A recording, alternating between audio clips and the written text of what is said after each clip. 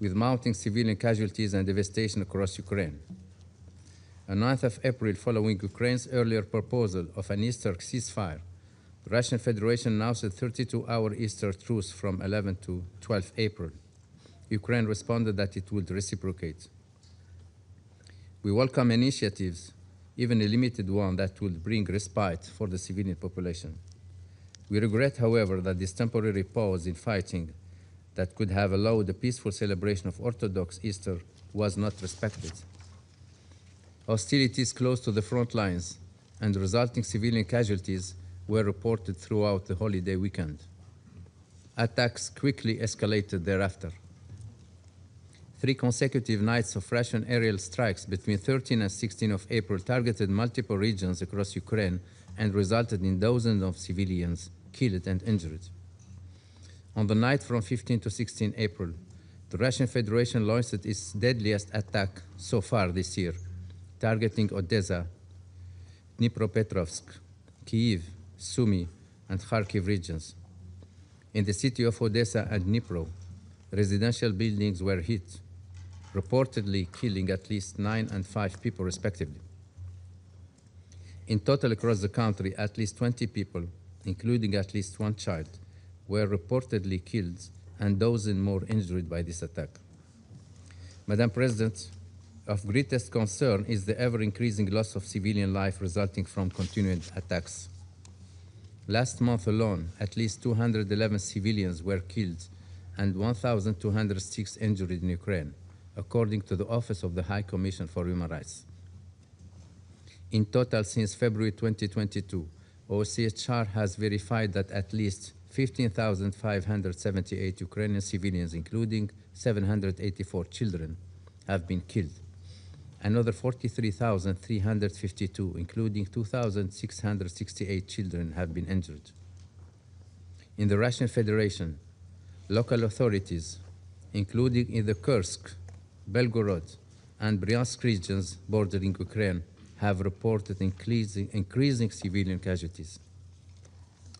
In one of the latest incidents on 16 April, a woman and a teenage girl were reportedly killed in an Ukrainian strike in Krasnodar region of the Russian Federation. Madam President, Ukraine's critical civilian infrastructure continues to be hit. Ukraine's Danube and Black Sea ports were reportedly targeted over the past month. These ports are critical to enable the export of Ukraine agricultural products at a time of increasing concern over global food insecurity. Russian attacks on Ukraine's railway infrastructure have also continued, including today. In central Lviv, UNESCO heritage sites have once again come under fire. As of March 2026, UNESCO has verified damage to a total of 519 cultural sites since the start of the war. Civilian and energy infrastructure in the Russian Federation has also reportedly been hit during this period. Attacks on civilians and civilian infrastructure are clearly prohibited under international humanitarian law. They must stop immediately, wherever they occur. Madam President, we welcome the exchange of prisoners of war that brought at home 175 service members and 7 civilians from each side on 11 April. 163 of the returned Ukrainians has reportedly been held captive since 2022. In interviews conducted by Office of High Commissioner for Human Rights, many recently released Ukrainian prisoners reported that instances of torture has decreased or ceased in 2025 and 2026. However, all of them say that they had been subject to torture or ill treatment during their captivity. We remind each side of their obligations under international humanitarian law in their treatment of prisoners of war. And we again urge the Russian Federation to grant the United Nations unimpeded access to all detainees. The latest prisoner exchange was the 72nd since the start of the war. We commend all involved in facilitating these exchanges and urge the efforts to continue for the sake of those held captive and their relatives. Madam President, We urge all involved to redouble their efforts to return all deported and forcibly transferred Ukrainian children. The United Nations is committed to supporting this critical and urgent work. As part of these efforts and the implementation of her mandate, the Special Representative of the Secretary General for Children and Armed Conflict has just concluded her first visit to Ukraine. Madam President, on Sunday, 26 April, we will mark 40 years since the devastating Chernobyl disaster, the most serious nuclear accident to ever occur, the impact of which is still felt today. This anniversary also serves as a warning of the scale of destruction we could witness in case of another incident, intended or unintended, while the war continues to endanger Ukraine's nuclear sites, especially the Zaporizhzhia nuclear power plant, the largest nuclear facility in Europe. It is imperative that all military activities near nuclear sites cease immediately. We also urge both sides to fully cooperate with the ongoing efforts by the International Atomic Energy Agency to ensure safe and secure operations of the Zaporizhzhia nuclear power plant, including its access to uninterrupted power supply. Madam President, 5 years in, the Russian Federation's full-scale invasion of Ukraine continues to test international law, drive deepening divisions, and undermine the broader rules-based multilateral order. Beyond the immediate conflict zone, the war has heightened regional tensions and insecurity, with drones reportedly sighted this month in Estonia, Latvia, Lithuania, and Finland. We must remain steadfast in our commitment to ending this war, guided by the principle and obligations set out in the United Nations Charter. Building on the efforts undertaken by the United States, it is essential that the international community maintain sustained attention and coordinated diplomatic engagement aimed at securing a full, immediate, and unconditional ceasefire. Such efforts must lay the foundations for a just and lasting peace in Ukraine, in accordance with the United Nations Charter, international law, and the relevant resolution of the United Nations. We cannot afford the risk of the conflict spiraling out of control with ever higher human costs and unpredictable consequences for us all. The United Nations stands ready to support all meaningful initiatives that can help bring an end to the suffering and advance the prospects for peace. Thank you, Madam President. I thank Mr. Khiari for his briefing. I now give the floor to Ms. Joyce Msuya. Madam President, Excellencies, building on the political and security developments outlined by my colleague, Assistant Secretary General Khiari, let me highlight the humanitarian realities we are seeing across Ukraine. Since we last briefed this Council 1 month ago, attacks have intensified and civilians continue to bear the brunt. Missile, drone, and artillery strikes have hit residential areas, public transport, energy systems, and port infrastructure. Hostilities over the weekend caused civilian casualties and damage to homes and other civilian infrastructure on both sides of the front line. A massive wave of overnight strikes last week affecting Dnipro, Kiev, and Odessa killed over 21 civilians and injured over 140 people. The week before, a strike hitting a public bus in Nikopol in broad daylight killed 4 people and injured 16 more. Homes damaged once are hit again. Schools and essential services remain under immense strain. Damage to energy infrastructure has created a systemic shock, disrupting electricity, water, heating, and essential services on which millions depend. Power outages on both sides of the front line are compounding hardship for already vulnerable communities. Hostilities are increasingly affecting urban residential areas. The geographic spread of strikes is widening. Damage to key access routes is further constraining civilian movement and limiting the reach of humanitarians. Madam President, continued damage to energy infrastructure is expected to have far-reaching humanitarian consequences through the summer months and into the next winter season. International humanitarian law is clear. Civilians and the infrastructure essential to their well-being must be protected. Medical facilities, energy systems, and water services on which civilians depend must be spared. Attacks that disrupt these systems deepen humanitarian needs and prolong human suffering. Humanitarian partners are supporting urgent repairs to energy networks, housing, health services, and water systems, while preparing for summer pressures and the next and fifth winter since the 2022 escalation of this war.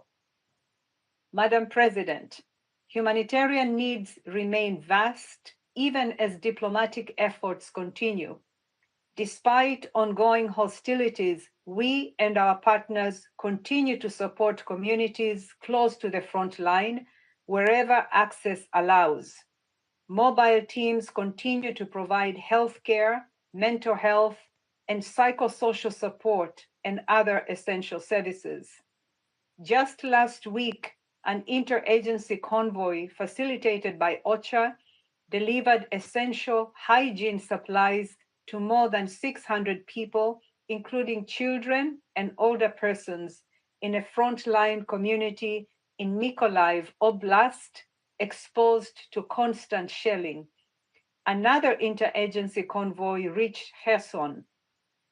Humanitarian partners also continue to help evacuate people from frontline communities. In recent days, hundreds of civilians, including many children, have been assisted to reach safer locations and supported through transit centers. However, our access remains constrained in some areas due to the intensity of hostilities, and many vulnerable civilians still remain in areas close to the front line.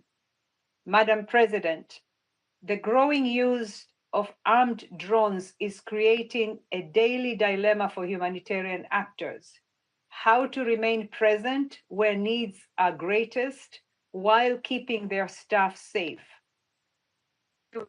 Teams regularly report drone strikes affecting their operations. Humanitarians must be protected and their work facilitated so they can provide relief to civilians in need wherever they are located in accordance with humanitarian principles. As we have repeatedly underscored before this Council, respect for the rules of war and the protection of civilians is not optional. It is a legal obligation. Madam President, the Global Humanitarian Overview, launched last December, is a snapshot in time. In Ukraine, however, needs continue to evolve and increase. Humanitarian partners are prioritizing those facing the greatest risk, but needs continue to outpace resources. Of the 10.8 million people requiring humanitarian assistance this year, millions remain beyond our reach. Nearly 3/4 of the $2.3 billion needed to assist the targeted 4.1 million people, nearly 1 in every 8 Ukrainians, remain unfunded. That's almost $1.7 billion still to be funded. The regional refugee response also requires substantial funding. The paucity of funding has direct consequences for people's lives. It determines whether communities can access essential services, whether displaced families can access shelter support, whether people living close to the front line can receive life-saving assistance before conditions deteriorate further. Without early and sustained financial contributions, humanitarians are forced to scale back assistance precisely when needs are surging. Timely funding reduces vulnerability. Delayed funding increases it. Madam President, my three asks are not new, but they remain urgent. First, use your influence to ensure respect for international humanitarian law and accountability when it is violated. As the Interagency Standing Committee underscored last week in a joint statement on ending impunity, even wars have rules. Civilians, including humanitarian personnel and the critical infrastructure on which civilians depend, must be protected. Second, and connected to the first, ensure safe, rapid, unimpeded, and sustained humanitarian access to civilians in need across all areas of Ukraine, including those living in areas currently under the control of the Russian Federation. We must be able to reach all civilians, including and especially in areas close to the front line in need. Third, provide timely funding. Delays reduce what can be delivered and prolong hardship for civilians. For millions of people across Ukraine, the impact of the war is very real and constant. Protection, access, and timely financial contributions are a lifeline for the most affected people as efforts toward a just and lasting peace continue. Thank you. I thank Ms. Msuya for her briefing. I now give the floor to those council members who wish to make statements. I give the floor to the representative of Latvia. Thank you, Madam President. I thank ASG Hyari and ASG Msuya for their briefings. Madam President, over the past month, Russia has launched some of the most vicious attacks of its barbaric war of aggression against Ukraine. During Orthodox Easter, Ukrainian civilians had only 32 hours free from terror. One night without Russia's long-range drones, missiles, and guided bombs. Predictably, yet regrettably, since then, the Russian leadership has escalated its barbaric brutality. Just 9 hours after our last Security Council meeting on Ukraine on 23rd of March was over, Russia launched the largest drone attack ever recorded in the history of modern warfare. In 24 hours, 948 drones struck Ukrainian cities. As verified by the UN Human Rights Monitoring Mission in Ukraine, this attack killed at least 6 people and injured almost 100. The strikes also hit a maternity hospital and damaged a 16th century monastery, a UNESCO World Heritage Site. March marked yet another record month of civilian casualties, most occurring in Ukrainian cities and towns far away from the front line. And deplorably, on 16 April alone, Russia once again launched over 700 drones and missiles against Ukrainian cities, killing at least 20 people and injuring over 100 in its deadliest attack this year. Since February 2022, Russia has launched a staggering number of aerial attacks against Ukraine. At least 94,344 long-range strike drones and missiles. As verified by World Health Organization, Russia has conducted at least 2,881 attacks affecting healthcare facilities, ambulances, and medical warehouses in Ukraine. Madam President, Russia, a permanent member of this Council with a special responsibility to uphold the UN Charter, continues to wage an unprovoked and illegal war against Ukrainian civilians and civilian infrastructure. Russia is deliberately causing global security and economic crisis plus enabling and assisting Iranian attacks against our GCC partners.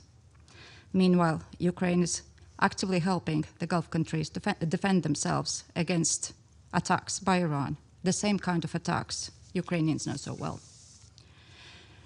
The Kremlin can try to hide the truth about the real costs and losses of this war from the Russian people by imposing internet blackouts, banning digital platforms, and repressing independent media.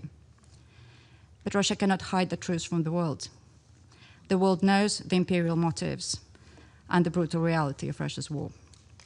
This is shown by the widespread support for Ukraine's General Assembly resolution on the 4th anniversary of Russia's full-scale invasion. Madam President, let Russia and its allies remember accountability for all atrocities is not optional. It doesn't have an expiration date. And Latvia is committed to being one of the founding members of the Special Tribunal for the Crime of Aggression against Ukraine, as well as the International Claims Commission for Ukraine. 20 countries in total have already committed to joining the Special Tribunal, and we urge all countries to defend the fundamental principles of international law and demand accountability. Russia continues to deny access to the United Nations and independent monitors to the occupied territories in Ukraine and to Russia itself. The available verified reporting documents the grave and systematic crimes committed against Ukrainian civilians and prisoners of war. These weeks, the whole UN celebrates the indigenous peoples. And I would like to draw attention to the Crimean Tatars, the indigenous peoples of the occupied Crimean Peninsula in Ukraine. This Muslim community already faced mass deportations by the Soviet regime. Thousands of them returned to a free Ukraine and a free Crimea. But this all changed in 2014. They are facing ethnic, political, and religious persecution and currently make up the majority of the political prisoners in Crimea. To conclude, Madam President, Russia's war is an imperial war. It is a war against the Ukrainian nation and its freedom. It is aimed at destroying the Ukrainian state, culture, history, and language. Russia can end this war and the civilian suffering immediately. If Ukraine stopped defending itself, it would be the end of Ukraine. This is why Latvia firmly stands with Ukraine, its sovereignty, political independence, and territorial integrity. Latvia supports all peace efforts, especially under the leadership of the United States and European countries, to bring just and lasting peace in line with the UN Charter. An immediate, full, and unconditional ceasefire is the first step, and we call on all countries to exert maximum pressure on Russia so it meaningfully engages in the peace process. And thank you. I thank the representative of Latvia for the statement. I now give the floor to the representative of Denmark. Thank you, Madam President. And let me thank Assistant Secretary General Khiari and Assistant Secretary General Masuya for their briefings. I also welcome the participation of the permanent representative of Ukraine to this meeting. And I wish to express my deepest condolences to the families of the victims in the horrible shooting in Kyiv this past weekend. Madam President, our brief and sobering accounts remind us that while the eyes of the world may be on the Middle East, the longest war on European soil since the World War II continues, away from the headlines, but no less devastating for Ukraine's civilians. This past month has marked some grim milestones. 1,500 days since Russia's full-scale invasion of Ukraine, and 4 years since unveiling the horrors of Russia's brutal massacre in Bucha, which Denmark joined its EU partners in Bucha to commemorate on 31st March. In the past weeks, we witnessed, however, a faint and sadly fleeting glimmer of hope. Following repeated calls by Ukraine, Russia announced a 32-hour Easter ceasefire. There was an exchange of prisoners, and the Ukrainian authorities declared that its forces would only respond if there were Russian strikes. That hope, however, was instantly undermined as the Ukrainian authorities reported thousands of ceasefire violations throughout the 32-hour period. This tells us, once again, that the international community should not be persuaded by empty declarations. We should only be persuaded by actions, and these actions tell a different and desperate story, one of deflection rather than any meaningful step towards peace. Madam President, this cynicism by the Kremlin that we witnessed with the so-called Easter ceasefire is not new. For over a year, Kiev has been offering an immediate, unconditional, and comprehensive ceasefire. But now it's clear that this is the essential first step towards a just and lasting peace. Russia, on the other hand, has time and time again chosen escalation over good faith engagement. Over the last month, Russian strikes continued to rain down over Ukraine's cities and along the front line. The UN reports that civilian casualties increased by 49% from February to March alone. The mass drone and missile attacks last week killed at least 20 civilians and injured up to 100, revealing a new and increasingly deadly Russian tactics. Drones with jet engines and daytime attacks immediately following nighttime attacks, making the strikes on heavily populated areas even more deadly. Madam President, Russian attacks on Ukrainian civilians have been a feature of the full-scale invasion since the earliest days. Justice will come for the victims across Ukraine, those who died in mass killings, those who endured torture, sexual violence, and forced deportations. And it will come for the survivors who carried physical and mental scars every day. We will not forget them, and we will not abandon them. There must be accountability for the international crimes committed by Russia in this brutal campaign to destroy an independent Ukraine. Denmark fully supports the efforts by the International Criminal Court and the Independent International Commission of Inquiry on Ukraine, as well as the work to create a special tribunal for the crime of aggression against Ukraine and an International Claims Commission for Ukraine. Madam President, in closing, around this table, we need to be clear in calling this a war of choice.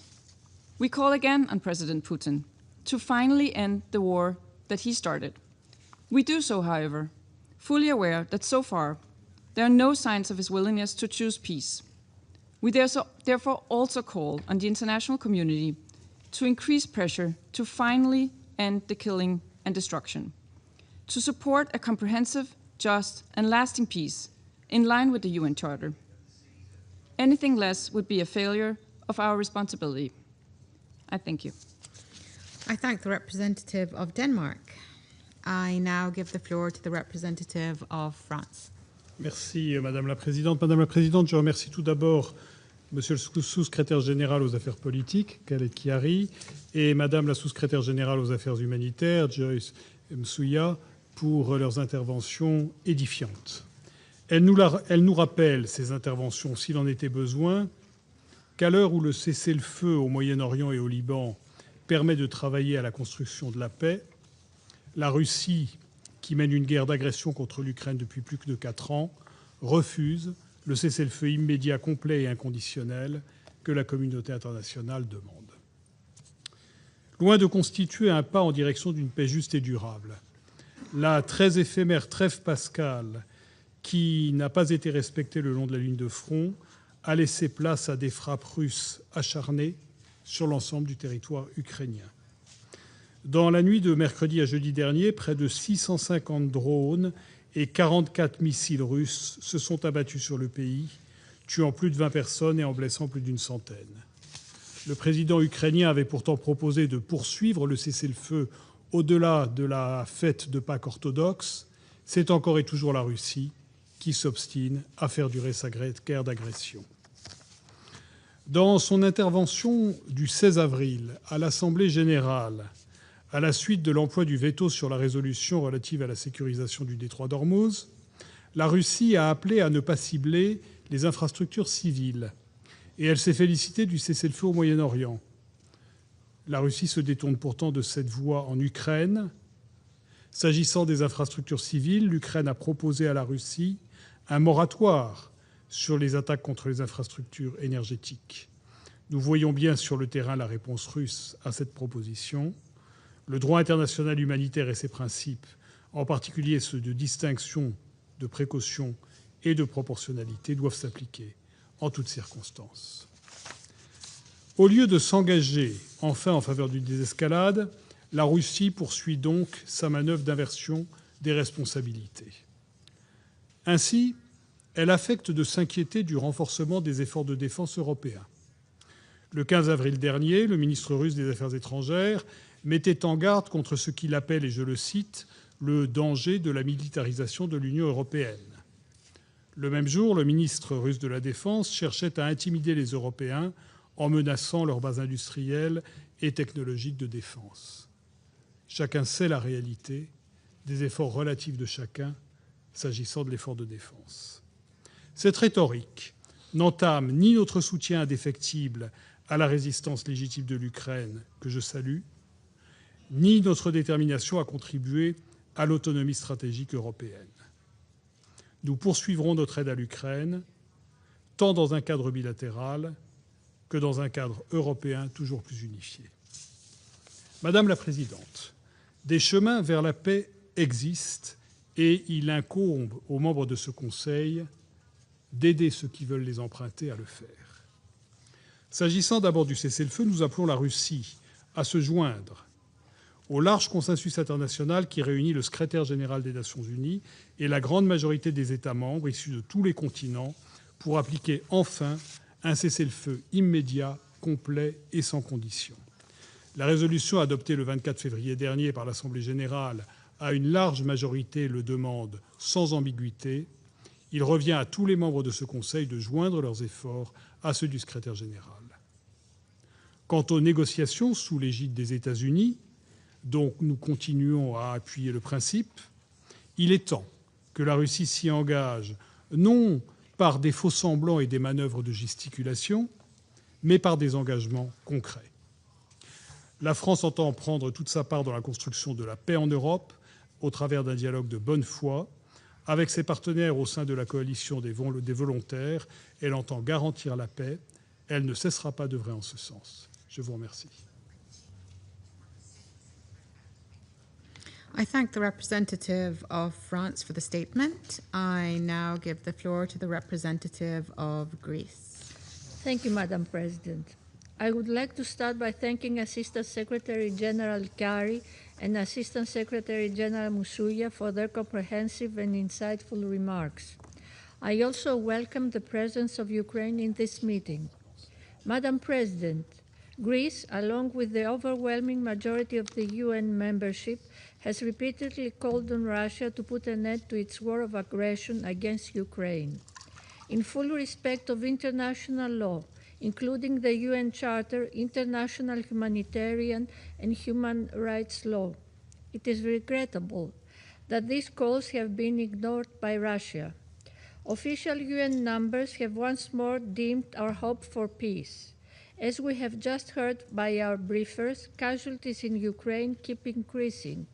March was the deadliest month for civilians since last July, and casualties in the first quarter rose by 20% compared with last year, which had already registered more casualties than in the year before.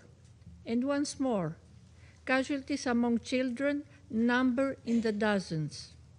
March also marked the record high in the use of aerial weapons against Ukraine, which constitutes the primary cause of civilian casualties. Even worse, the outlook for this month is also bleak, with dozens of civilians dead and hundreds injured. Time and time again, we have condemned in the strongest terms the deliberate targeting of civilians and civilian and critical infrastructure as a serious violation of international humanitarian law. We reiterate the same point today. Thousands of Ukrainians have left their homes also this year, as their lives are upended by war. International humanitarian law dictates that all parties to conflicts must take every possible measure to spare civilians from harm and to protect them as they go about their daily lives. We also call on Russia to end violations of international humanitarian rights law and international humanitarian law regarding forcible transfers and deportation in the temporarily occupied territories of Ukraine, as verified in the latest OHCHR report. On the issue of the deportation and unlawful transfer of Ukrainian children, we welcome the recent visit of the SRSG for Children and Armed Conflict to Kiev. And we call on Russia to ensure their safe and unconditional return to Ukraine pursuant to the General Assembly resolution adopted last December. Madam President, peace in Ukraine is long overdue. Greece supports all diplomatic efforts to achieve peace. We also welcome the US facilitated direct peace talks, which have yet to resume since February. Signs of bilateral engagement, direct or indirect, with regard to the latest exchange of prisoners of war on April 11 are of course very welcome, but not sufficient. We call for the next steps of this engagement, starting with a full ceasefire as necessary first step towards a comprehensive, just and lasting peace. A peace that will be firmly based on international law and the UN Charter and in full respect of Ukraine's sovereignty, independence, and territorial integrity, within its international recognized borders, rejecting any change of borders as a result of the use of force. Lastly, Madam President, we emphasize that no peace agreement can be viable without the full consent of Ukraine and the direct involvement of Europe, and without credible and enforceable security guarantees to prevent the recurrence of war. I thank you. I thank the representative of Greece for her statement. I now give the floor to the representative of Liberia. Thank you. Thank you, Madam President. I will be brief, intentionally so. After years of meetings, length is no longer our problem. Clarity is. The lack of a resolution is. Talking at one another has reached its limits. Reasoning with one another has not. I thank my colleagues who joined in requesting this briefing. I'd also thank Mr. Khalid Kari, Assistant Secretary General for Political and Peace-Building Affairs and Peace Operations, as well as Ms. Joyce Msoya, Assistant Secretary General for Humanitarian Affairs and Deputy Emergency Relief Coordinator, for their briefings. I welcome the distinguished permanent representative of Ukraine to the chambers. Madam President, more than 4 years into this war, we continue to meet with familiarity. Yet, the facts before us grow heavier, not fewer. As we just heard, the fighting persists. The human suffering worsens. Claims of military progress multiply. Civilian loss accumulates. If momentum is asserted by all and protection is delivered by none, then repetition has become the order of the day to replace purpose. Critical infrastructure is not merely damaged, it is repeatedly disabled. Energy systems are struck. Water systems are rendered unreliable. Cities are left in mourning. This cannot be understood as incidental harm. Children are bearing the deepest cost, not only through death or injury, but through time itself. Schooling interrupted, care interrupted, and lives shaped by instability rather than by choice. Recent declarations of restraint have offered no relief on the ground. What has been presented as pause has coincided with continued strikes. What has been described as openness to peace has produced no corresponding protection for civilians. These contradictions matter not rhetorically, but legally and institutionally. International humanitarian law does not permit deliberate or indiscriminate attacks on civilians. This Council cannot preserve credibility by acknowledging war and human suffering while treating its continuation as inevitable. Liberia draws from hard experience. When peace is delayed, restraint becomes more, not less urgent. When resolution is blocked, harm must still be constrained. Because territory asserted through rowings proves nothing, strength demonstrated through suffering proves nothing. And endurance, mistaken for strategy, proves nothing at all. Madam President, if this Council cannot bring the war to an end, it must still insist that its human cost, which the briefers have reminded us about today, is neither acceptable nor unchangeable. To do otherwise is not neutrality, it is withdrawal from responsibility. That is a line that this Council should not cross. I thank you for your kind attention. I thank the representative of Liberia for the statement. I now give the floor to the representative of the United Kingdom. Thank you, President. I thank ASG Chiari and ASG Masuya for their briefings, and I welcome the participation of the Permanent Representative of Ukraine at our meeting today. President, the Council meets today because Russia continues to violate the Charter it is bound to uphold. Russia's invasion of Ukraine was not forced.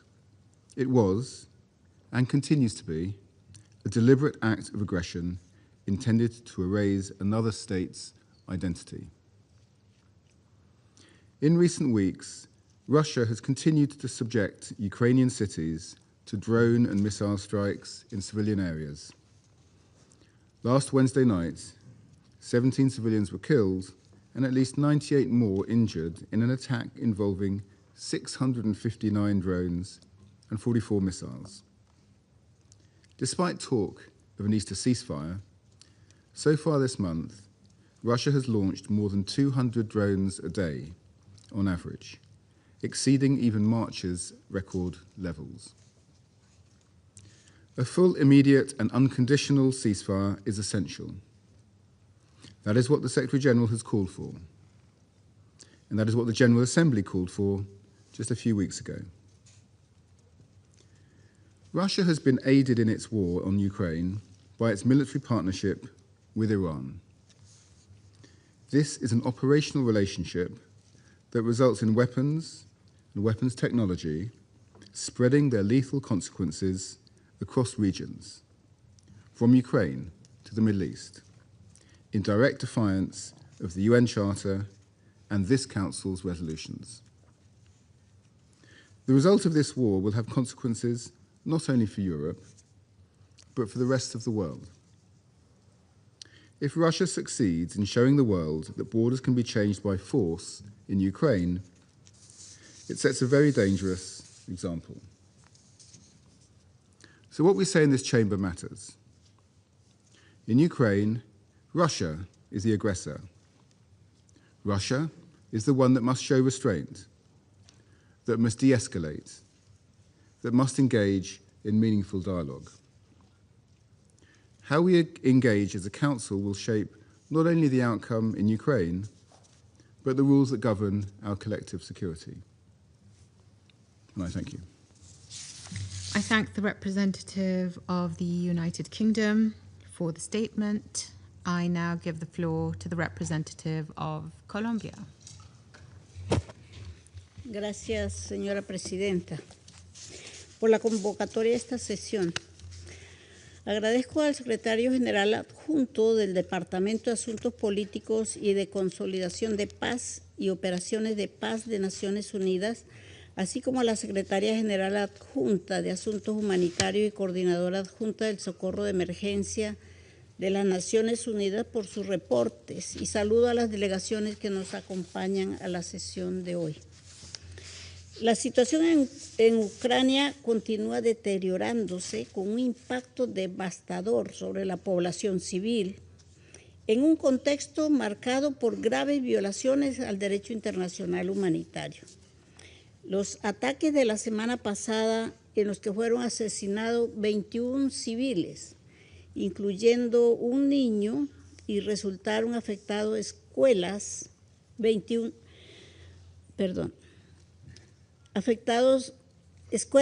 edificios residenciales e infraestructura civil en ciudades como Odessa, Kherson, Dnipro y Kiev. Constituyen ejemplos claros de estas violaciones. Expresamos nuestras más sinceras condolencias a las víctimas y a sus familias. Este patrón persiste y se ve reflejado en el dramático incremento de las víctimas civiles durante el pasado mes de marzo, que casi duplicaron las registradas en febrero. Es además motivo de profunda preocupación la evolución de la confrontación hacia una guerra de desgaste, cada vez más dominada por el uso de drones y de tecnología de bajo costo, que solo contribuye a prolongar e intensificar el sufrimiento humano.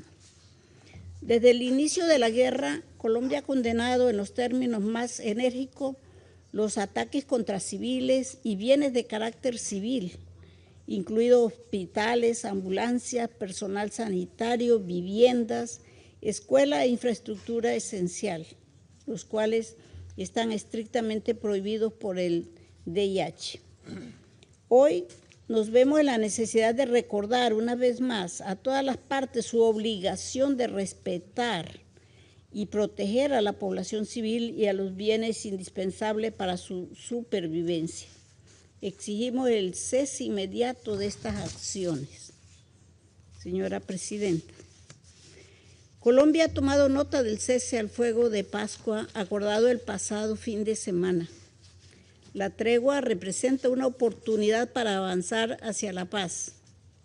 Al respecto, Colombia saluda el reciente intercambio de 175 prisioneros de guerra y de civiles, facilitado por la mediación de los Emiratos Árabes Unidos. Este logro, significativo y profundamente humano, muestra que incluso en medio de la confrontación es posible avanzar mediante gestos concretos de confianza. Subrayamos la importancia de estos actos humanitarios como medidas útiles para reconstruir la confianza y para robustecer las vías de diálogo ya existentes. Sin embargo, lamentamos que el cese haya sido limitado en el tiempo, así como los reportes de violaciones por ambas partes mediante asaltos, bombardeos y ataques con drones. Esto solo demuestra la urgencia de profundizar los esfuerzos para lograr una solución política que aborde las preocupaciones mutuas y conduzca a un acuerdo de paz negociado directamente por las partes y aceptable para ambas. Señora Presidenta, Colombia reitera una vez más su profunda preocupación por la prolongación del conflicto y por sus consecuencias. Dado el inicio, hemos pedido un cese al fuego inmediato y completo, y hoy reiteramos ese llamado con firmeza. Exhortamos a todas las partes a retomar el camino de la diplomacia, a ampliar los esfuerzos de mediación y a priorizar la protección de la población civil. La paz no será inmediata, pero creemos que es posible avanzar con pasos firmes hacia el fin de las hostilidades y una solución política duradera. Muchas gracias. I thank the representative of Colombia, and I now give the floor to the representative of Somalia. Thank you, Madam President. I thank ASG Khalid Khiari and ASG Joyce Musaya for their comprehensive briefing. As we convene today, my delegation remains profoundly concerned by the continued deterioration of both security and humanitarian conditions in Ukraine. The continued hostilities serve only to prolong human suffering and further diminish prospects for sustainable peace. We are concerned by the continuous escalation of military action affecting civilian and civilian infrastructure. The protection of civilians, particularly the most vulnerable, and the preservation of schools, hospitals, and homes are enshrined obligations in international humanitarian law. My delegation reiterates that all parties must prioritize de-escalation, exercise utmost restraint, and uphold these principles without exception. Madam President, in this spirit, we welcome the continued exchange of prisoners of war, including the recent repatriation of 175 individuals. Such humanitarian milestones serve as essential confidence-building measures and remind us that amidst of a deep division, cooperation remains possible. We remain convinced that there is no military solution to this conflict. Dialogue and diplomacy remain the sole viable means to bring this crisis to an end. In this regard, we note the ongoing international diplomatic initiatives, including those led by the United States. These engagements represent vital steps toward de-escalation, and we hope they will lay the ground for a constructive and durable path forward. Madam President, a durable and just resolution must address the underlying root causes of the conflict and be consistent with the purpose and principles of the United Nations Charter. Lasting peace will require compromise, confidence-building measures, and shared vision of common and sustainable security. In closing, Madam President, my delegation reaffirms its unwavering support for all diplomatic efforts aimed at achieving a resolution that restores peace, security, and stability. The people of Ukraine and all those affected by this conflict deserve a future defined by prosperity and dignity. I thank you. I thank the representative of Somalia for the statement. I now give the floor to the representative of the United States. Thank you, Madam President, and thank you, Assistant Secretary General Chiari, sir, for your briefing, and Assistant Secretary General Musuya for your briefing. And a special welcome to our friend Ukraine as they join us in the Council today. From the day he returned to office, President Trump made it clear that he is determined to end the Russia-Ukraine war, as it has only brought death and destruction. The United States continues to push for a negotiated and durable end to the war to stop the bloodshed. This commitment remains a hallmark of President Trump's determination to end the monstrosity of this continued carnage. We saw negotiations produce concrete results less than 2 weeks ago when Russia and Ukraine agreed to exchange 175 prisoners and additional civilians. The United States supports these and earlier exchanges as one step toward durable peace. As a further step, the United States calls on Russia to return all Ukrainian children it has unlawfully deported to Russia, as well as those it has forcibly transferred within occupied Ukrainian territory. In support of this effort, which is a significant concern for First Lady Melania Trump and is centered in her advocacy, the U.S. will fund a $25 million assistance program to aid the return of these Ukrainian children forcibly transferred or deported to Russia or Russian-controlled territories. Our dedication to the safe return of those children remains unwavering. The United States continues to reinforce the need for global support for President Trump's efforts to advance durable peace. The United States remains committed to shared prosperity, including through our commitment to the U.S.-Ukraine Reconstruction Investment Fund, which represents the United States' economic stake in securing a free, peaceful, and sovereign future for Ukraine. We call on all UN member states to play a constructive role in bringing this war to an end, including by ending support that enables Russia's prosecution of this war and encouraging both sides toward negotiated settlement. Specifically, we urge China to immediately stop supplying Russia the dual-use goods and material components that enable its war effort. The DPRK must also stop providing munitions, including ballistic missiles, to Russia for use against Ukraine, which violates UN Security Council Resolutions 1718 and 1874 that Russia itself voted for. Iran provides yet another example, as it has supplied Russia with hundreds of attack UAVs and UAV technology for use in Ukraine, including transfers before October 2023 in violation of UN Security Council Resolution 2231. And in September of 2024, Iran began delivering hundreds of close-range ballistic missiles to Russia. Nor should the Council forget that Russia has supplied Iran with critical military equipment over the past year, delivering combat aircraft, helicopters, armored vehicles, and other arms, some of which violate UN Security Council Resolution 1929. Russia's military support to Iran endangers the security of the Gulf cooperation countries. We call on Russia to abide by the resolutions of this Council as a permanent member and encourage both Russia and Ukraine to negotiate a durable end to the war. Thank you, Madam President.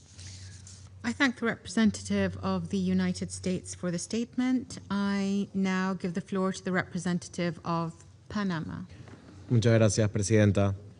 Agradecemos al Secretario General Adjunto Khaled Chiari y a la señora Joyce Msuya, Secretaria General Adjunta de Asuntos Humanitarios, por su valiosa información de la situación sobre el terreno. Reconocemos, además, la participación de las distinguidas delegaciones que nos acompañan hoy en sala. Panamá expresa su profunda frustración ante la falta de avances reales hacia el fin de este conflicto.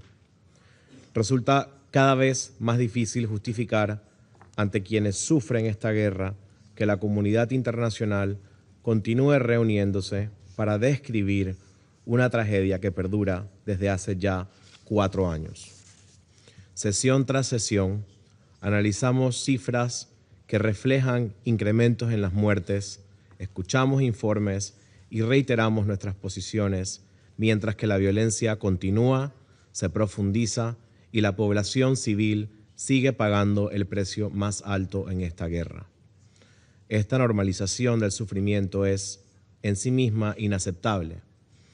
La urgencia de un cese al fuego debe asumirse como un compromiso inmediato, sostenido y verificable. Hoy, el campo de batalla no distingue entre objetivos militares y civiles. El uso creciente de misiles, drones de largo y corto alcance y ataques masivos contra zonas urbanas demuestra una peligrosa normalización de ataques contra la infraestructura civil. Las cifras más recientes son claras. Desde febrero del 2022, más de 15.000 civiles han perdido la vida y más de 43.000 han resultado heridos. Solo en los primeros meses del 2026, la violencia ha aumentado un 20% respecto al año anterior. Panamá reitera su condena a toda violación del derecho internacional humanitario y de los derechos humanos. Cualquier ataque contra la población civil y el personal humanitario es una grave afrenta a los principios más básicos de humanidad, una realidad que desafortunadamente ya no distingue fronteras. Por otro lado, deseamos subrayar que la protección de la niñez debe mantenerse como una prioridad transversal en todos los contextos del conflicto armado. Los niños y niñas son siempre las víctimas más vulnerables de la guerra. Sufren de desplazamientos forzados, interrupción en su educación, separación familiar, afectaciones a su salud física y mental y riesgos graves de violencia, explotación y reclutamiento. Integrar la protección de la niñez en los esfuerzos diplomáticos, humanitarios y políticos orientados a la paz no es solamente una obligación jurídica, sino también una inversión indispensable para la estabilidad futura de las sociedades afectadas por este conflicto. Ningún proceso de paz puede considerarse sostenible si no colocamos a la niñez en el centro de sus prioridades. Señor presidente, debemos redoblar esfuerzos con el fin de prevenir que este conflicto se convierta en un ejercicio de desgaste indefinido, donde la inercia sustituya a la voluntad política real y donde el sufrimiento humano quede subordinado a cálculos geopolíticos. Panamá reitera su llamado inequívoco. Es momento de pasar de las palabras a los hechos y es preciso avanzar en el diálogo constante basado en el respeto a la soberanía y a la integridad territorial de los estados. Muchas gracias. I thank the representative of Panama for the statement. I now give the floor to the representative of Pakistan. Thank you, Madam President. I thank ASG Khalid Khiari and ASG Joyce Masuya for their briefings. The conflict in Ukraine, now into its 5th year, remains a source of consternation for the international community. We remain deeply perturbed by the continuation of hostilities, adding to the misery of those affected by this conflict, and further worsening the already dire humanitarian situation. As we have repeatedly said, such actions not only perpetuate the conflict, but also undermine trust and the ongoing efforts for peace. Protecting civilians and civilian infrastructure is a fundamental obligation and the foundation of the principles of international humanitarian law, which must be upheld fully by all parties. We take positive note of the announcement of an Easter ceasefire by both Russia and Ukraine. We also commend the two sides for the recent exchange of prisoners of war, duly facilitated by the UAE. We view these steps as enablers to create conditions necessary for achieving lasting peace. We encourage both sides to continue to build on this momentum to advance the cause of peace. President, from the outset, Pakistan's position on the Ukraine conflict has been anchored in an unwavering conviction, the supremacy of dialogue as the only viable path for lasting peace. Now, more than ever before, the overwhelming global opinion is on the side of ending this conflict through peaceful means. This can only be achieved through a sustained, meaningful, and structured dialogue. We remain hopeful that the current pause in the dialogue process between Russia and Ukraine is momentary and will resume at an early date. We are also confident that both sides would make full use of the diplomacy, demonstrate genuine political will, and engage meaningfully and constructively to make strides for a just and lasting settlement of this conflict. That is mutually acceptable to all sides, corresponds to the legitimate security interests of the parties, is in line with the UN Charter, international law, and the relevant multilateral agreements. Towards this end, Pakistan stands ready to support all efforts aimed at resolving this issue peacefully in a comprehensive and durable manner. I thank you. I thank the representative of Pakistan for his statement. I now give the floor to the representative of the Democratic Republic of the Congo. Madame la Présidente, la République démocratique du Congo salue la convocation de cette réunion d'urgence consacrée à l'Ukraine. Ma délégation remercie Monsieur le sous-secrétaire général Khaled Khiari et Madame la sous-secrétaire générale Joyce Masuya pour leurs exposés. Plus de 1500 jours se sont écoulés sans qu'une résolution durable n'ait pu être trouvée à la guerre en Ukraine. À l'instar des autres États membres du Conseil de sécurité, et particulièrement les A3, la République démocratique du Congo demeure profondément préoccupée par la poursuite des hostilités et par l'aggravation constante de leurs conséquences humaines et matérielles. Au-delà de ses conséquences immédiates, ce conflit continue de produire des effets préoccupants bien au-delà de son théâtre. Il alimente des dynamiques transnationales de violence qui affectent également le continent africain. Madame la Présidente, alors que des signaux encourageants avaient pu être observés à la mi-février en faveur d'une reprise des efforts diplomatiques, force est de constater que cette lueur d'espoir s'est au fil des semaines progressivement éteinte au profit d'une intensification des affrontements. Les faits récemment rapportés au Conseil de sécurité sont sans équivoque. Les dynamiques actuelles traduisent un éloignement préoccupant des perspectives de désescalade à travers la multiplication des frappes, notamment à l'aide de missiles et de drones, ainsi que l'augmentation significative du nombre de victimes civiles. Monsieur le Président, face à cette réalité, il est impératif de rappeler que la poursuite des hostilités engage la responsabilité de toutes les parties. Chaque attaque, chaque riposte, chaque escalade supplémentaire contribue à alourdir un bilan humain déjà tragique et à ancrer davantage ce conflit dans une logique de destruction qui éloigne chaque jour davantage le retour à une coexistence pacifique entre deux nations pourtant sœurs. Des vies humaines sont fauchées au quotidien, des familles disparaissent, des villes se vident. La peur et la précarité sont devenus aujourd'hui le dénominateur commun de toute une génération pour laquelle chaque jour de guerre supplémentaire éloigne de plus en plus toute perspective de paix durable. Monsieur le Président, le choix de la désescalade et de la résolution de cette crise par le dialogue ne peut plus être différé. En effet, la République démocratique du Congo réitère avec constance sa position. Il n'existe pas de solution militaire à ce conflit.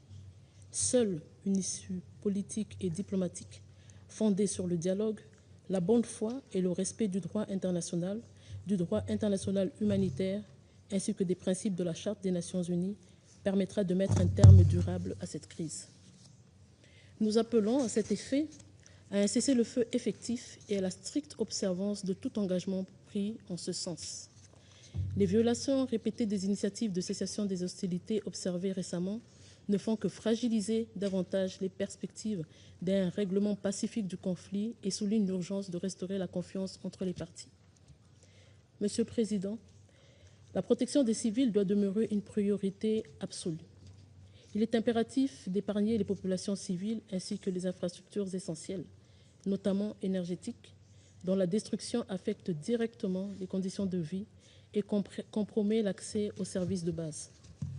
Nous rappelons également la nécessité de garantir un accès humanitaire rapide, sûr et sans entrave à toutes les personnes dans le besoin. Enfin, Monsieur le Président, la République démocratique du Congo exhorte toutes les parties à plus de retenue et à privilégier la diplomatie qui demeure la meilleure voie permettant d'instaurer une paix juste et crédible au bénéfice des populations affectées. Je vous remercie. I thank the representative of Democratic Republic of the Congo. I give the floor to the representative of China. 主席，我感谢基亚利助理秘书长、姆苏亚助理秘书长所造通报。当前国际局势加剧动荡，地区冲突和局部战争此起彼伏，国际社会呼唤和平、谋求发展的声音愈发强烈。乌克兰危机延宕难决，其走向关乎欧洲及世界和平稳定。早日停火止战，实现危机政治解决，是国际社会的共同期盼。结合近期形势及刚才的通报，我谈3点。第一，尽快推动局势降温。前几天，俄罗斯、乌克兰同意在东正教复活节期间停火，共同朝着和平迈出了重要一步。遗憾的是，停火期间，双方都指出对方违反停火安排，之后又恢复针对彼此的大规模军事攻击，和平之路依然崎岖坎坷。中方希望当事方以和平为重，保持最大程度冷静克制，尽快推动局势降温，早日实现停火止战。第二，坚定守卫人道底线。近期，俄乌开展新一轮交换战俘和阵亡士兵遗体工作，既体现了人道关怀，也有利于增信事宜。另一方面，俄乌双方都有大量平民和民用设施遭袭，加剧了本已严峻的人道局势。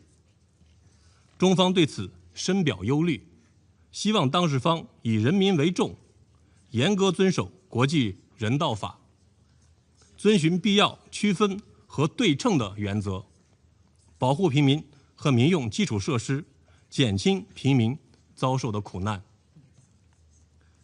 第三，努力推动和谈进程。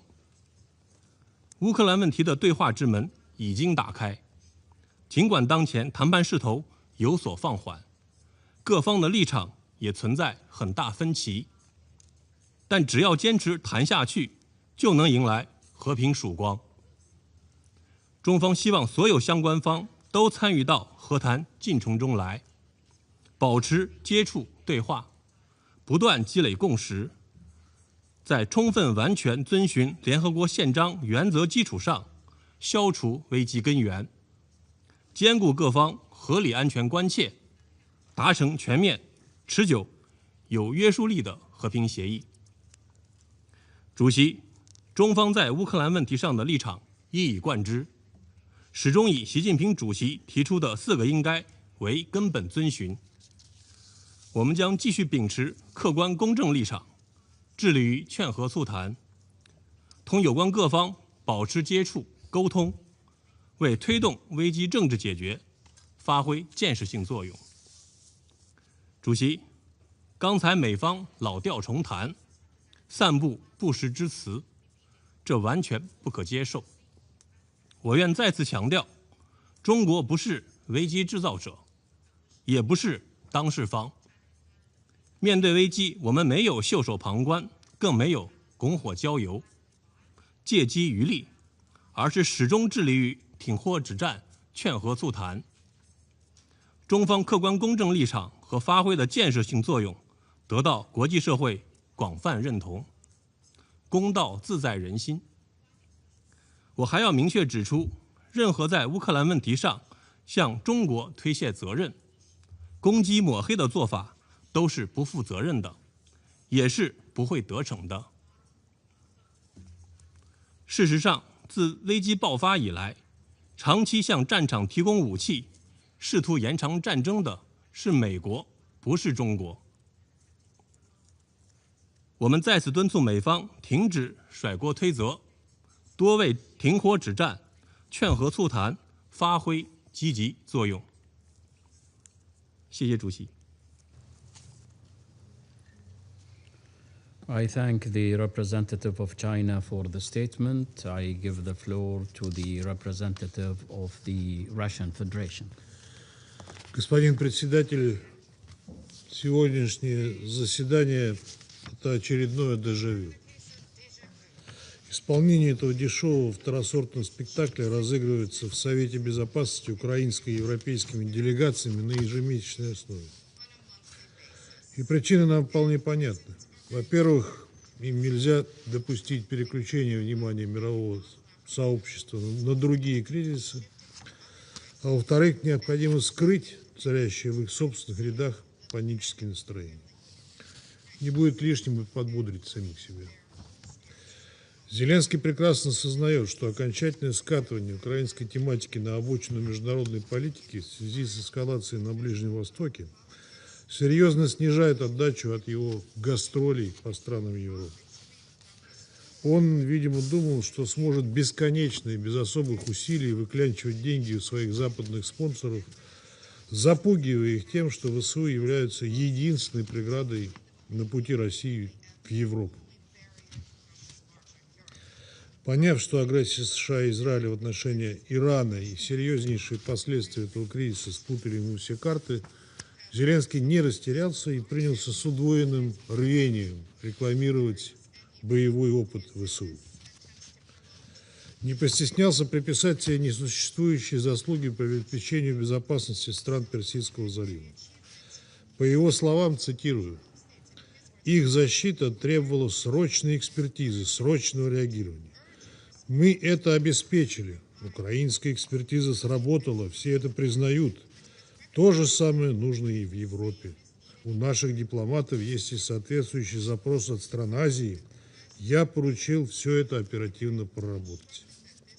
Украинские военные участвуют в консультациях о том, как дальше будет работать Ормузский пролив. Конец цитаты. В этой альтернативной реальности, если вы не знали, киевский режим в одиночку уже разблокировал Ормузский пролив, экспортирует безопасность по всему миру и практически одержал победу над Россией. Все это не более чем плод фантазии проворовавшегося главаря киевского режима, который он пытается продать каждому, кто готов за него заплатить.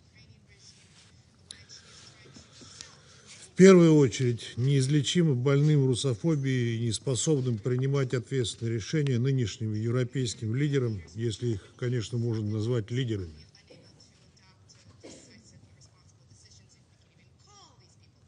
которые продолжают с пеной у рта кричать о своей решимости поддерживать Украину столько, сколько потребуется.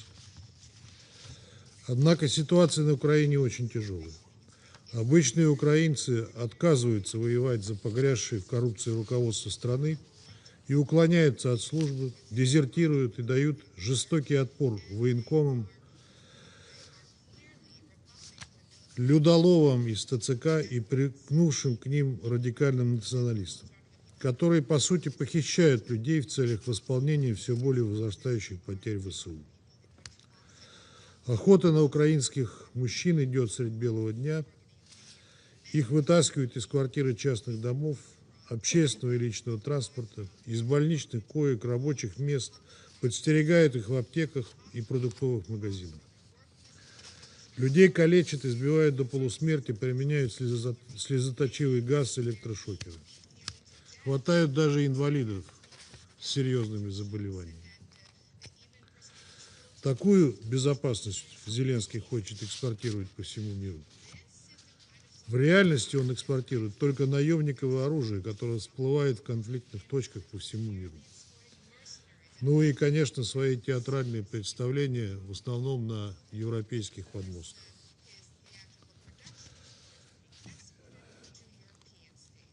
Не можем не прокомментировать обвинения в наш адрес в отношении нарушений объявленного президентом России перемирия по случаю Пасхи. Надеемся, что эта мера все же позволила большому количеству православных людей в спокойной обстановке отметить великий праздник. Киев, разумеется, немедленно бросился обвинять Россию в нарушениях перемирия. Однако российской стороной было зафиксировано не менее 6,5 тысяч нарушений перемирия со стороны украинских вооруженных сил. И это всего лишь за 32 часа его действия, причем ВСУ обстреливали и гражданские объекты. Среди мирных жителей есть погибшие и раненые. Подчеркнем, что эта мера не может никоим образом рассматриваться как пролог к длительному прекращению огня. Россия выступает за достижение долгосрочного и всеобъемлющего регулирования с устранением всех коренных причин конфликта. Здесь не может и не должно быть никаких подмен, паллиативов или заблуждений. Зеленский же и большинство европейских лидеров стремятся не к миру, а к продолжению войны. И это главная причина, по которой украинский кризис до сих пор не урегулирован.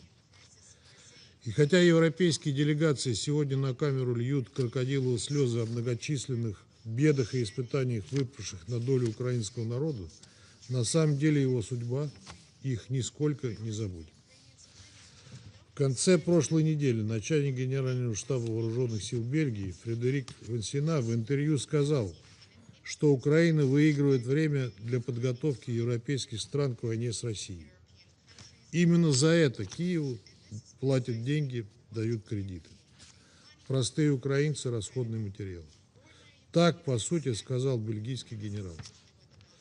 Однако и их становится все меньше и сложнее отловить.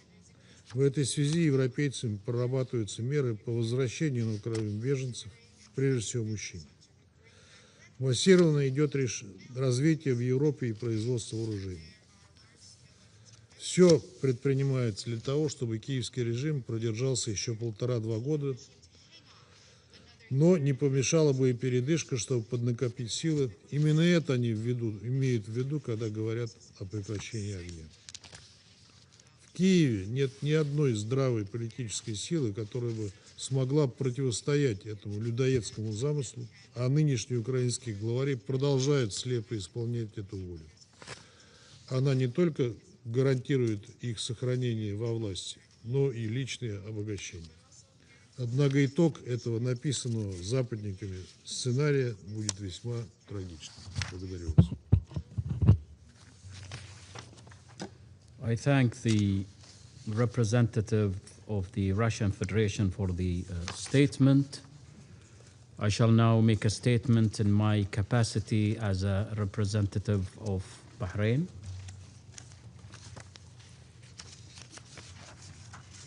بداية أرحب بسعادة السيد خالد خياري مساعد الأمين العام لشؤون الشرق الأوسط وآسيا والمحيط الهادي، والسيدة جويس مسويا مساعد الأمين العام للشؤون الإنسانية ونائب منسق الإغاثة في حالات الطوارئ، وأشكرهما على إحاطتهما القيمة للمجلس اليوم.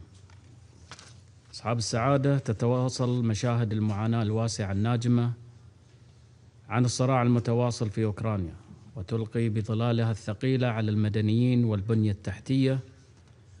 كما سجل شهر مارس ارتفاعا مقلقا في أعداد الضحايا المدنيين بنسبة 49% عن الشهر الماضي. وفي هذا الصدد أود الإشارة للنقاط التالية. أولا، فيما يتعلق بحماية المدنيين، تؤكد مملكة البحرين على أهمية ضمان الحماية الكاملة للمدنيين والعناية المستمرة لتجنيبهم العمليات العسكرية، وألا تكون المنشآت المدنية والبنى التحتية هدفاً للهجمات. كما تجدد مملكة البحرين تأكيدها على أهمية الالتزام بالقانون الدولي بما في ذلك القانون الدولي الإنساني وميثاق الأمم المتحدة.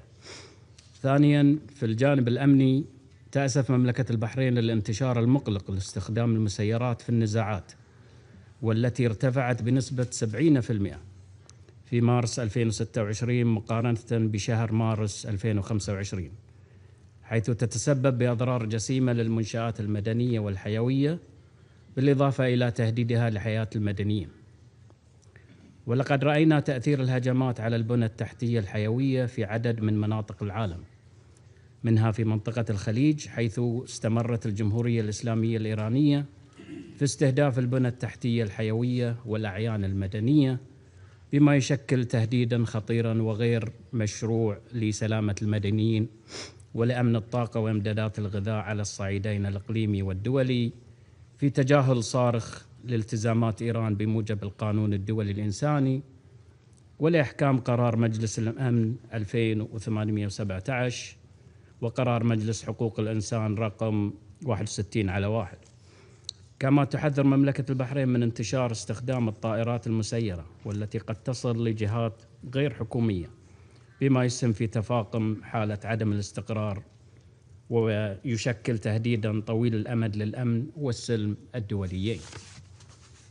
ثالثاً، على الصعيد الدبلوماسي، تقدر مملكة البحرين جهود كافة الدول التي تبذل جهداً في التوسط من أجل تحقيق الأمن والسلم والاستقرار، الذي يتطلب اهتمامنا وتحركنا الفوري، والعمل على تجنب تصعيد الأزمات في محاولة لإيجاد حل دبلوماسي لها عبر الحوار والمفاوضات.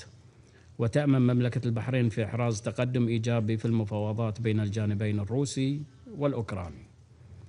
وفي هذا السياق لا بد من الإشادة بدور الولايات المتحدة الأمريكية والمملكة العربية السعودية ودولة الإمارات العربية المتحدة ودولة قطر في تيسير مختلف جهود الوساطة التي من شأنها تقريب وجهات النظر بين الجانبين عبر إنهاء الخلافات وتسوية النزاعات بالطرق السلمية، لكي يقترب المجتمع الدولي من حلول طال انتظارها تسهم في استقرار القارة الأوروبية وتحافظ على الأمن والاستقرار الدوليين عبر طرح حلول واقعية ومستدامة.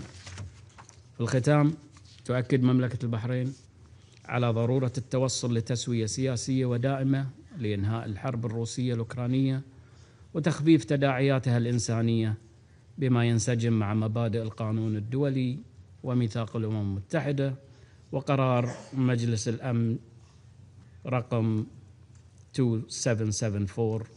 وشكرا لكم.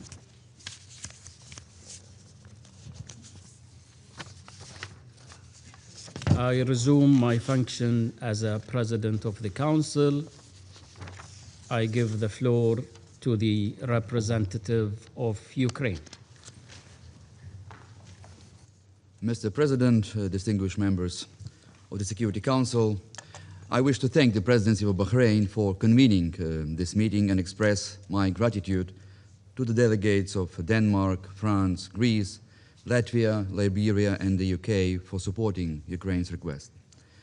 I further thank the distinguished briefers, Assistant Secretary General Mohammed Khaled Kiari and Assistant Secretary General Joyce Msuya for their sobering presentations and testimonies.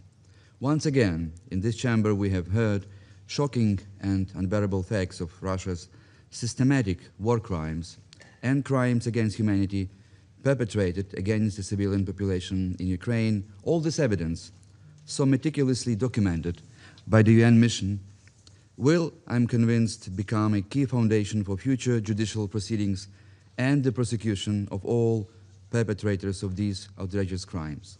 And the moment of accountability will come much sooner than many expect. Regarding the alleged civil victims that the Russian authorities have claimed, I have to stress that these data could not be duly verified by the independent UN bodies. Ukraine does not attack civilians. Mr. President, more than 1,500 days have passed since the beginning of the Russian Federation's full-scale military invasion in Ukraine. The Russian armed forces have continued to deliberately and systematically attack the civilian population of Ukraine and target critical civilian infrastructure using ballistic and cruise missiles, guided aerial bombs, multiple launch rocket systems, and deadly Shahed drones, resulting in significant casualties and destruction. Russian drones hunt civilians like in a vicious video game. They strike ambulances, they hit emergency personnel and firefighters, they hit OCHA staff, as we just heard from the briefing of ASG Msuya. Just between March 30 and April 13, Russia launched over 3,600 strike UAVs, nearly 1,350 guided bombs, and more than 40 missiles against Ukraine, killing at least 70 civilians and injuring more than 400 people. And last week brought no relief from the Russian terror. Moscow used over 2,360 strike UAVs, more than 1,320 guided bombs, and nearly 60 missiles against Ukraine, killing and injuring dozens of innocent people. On April the 14th, a Russian strike on the center of the city of Dnipro claimed the lives of 5 civilians and left 27 others injured. On the night of April 15, Russia carried on one of the deadliest attacks against civilians using more than 700 ballistic and cruise missiles and drones. Kyiv, Odessa, Kharkiv, Dnipro, Zaporizhia, Kherson regions came under massive attack. At least 17 civilians were killed and dozens wounded. Among those killed in the capital was a 12-year-old boy. I could continue this vast catalogue of new Russian war crimes, but regrettably, for some in this chamber, these horrific facts have been reduced to little more than routine wartime statistics and do not evoke the harsh reaction necessary to put Russia in its place. This indifference must end. Mr. President, before I proceed with my statement, I wish to once again briefly debunk the baseless accusations and propaganda that we heard last time and today from the mouths of Russia's representative. To be frank, it is not easy for any person guided by common sense to provide a rational response to these Russian flows of distorted narratives and fabrications.